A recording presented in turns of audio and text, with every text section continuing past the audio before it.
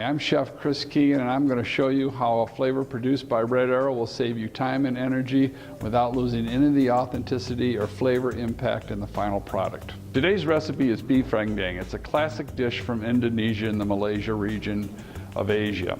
It has a deep, savory flavor accented with ginger, lemongrass, coconut with almost a curry complexity. Typically, this recipe would call for heavily seared beef, and we are just going to lightly brown the beef using Red Arrow's seared beef flavor to obtain that flavor impact. Using a cooking method flavor such as seared beef without actually searing the beef means less time needed for processing and also means a more consistent flavor in the end product. As you can see, like I said, we have just lightly browned our beef. And what we're going to do next is we're going to heat some peanut oil till it gets quite hot, and we're going to add our shallots, our ginger, and our lemongrass.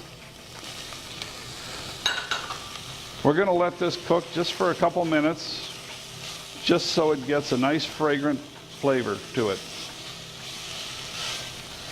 Once we got that going, we're going to go ahead and we're going to add our soy sauce, sriracha sauce,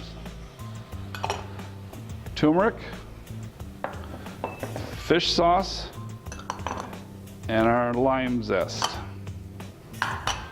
We're going to let this cook for about a minute or so,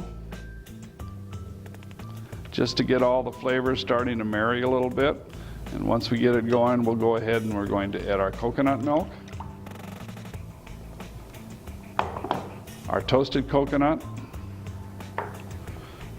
and our Red Arrow seared beef flavor.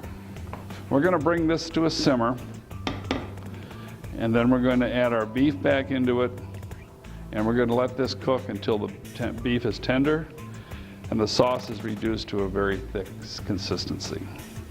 We are adding our flavor to the sauce as opposed to the beef, and that way we know it'll have good disposition and it'll put that seared flavor through the entire dish.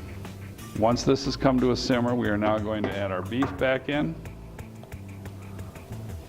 We're going to mix, and this golden color, almost curried-like, this will deepen as the dish cooks. And we're going to let this dish simmer now for about an hour and a half to 2 hours until the beef has become fork tender and the sauce is reduced to a thick texture.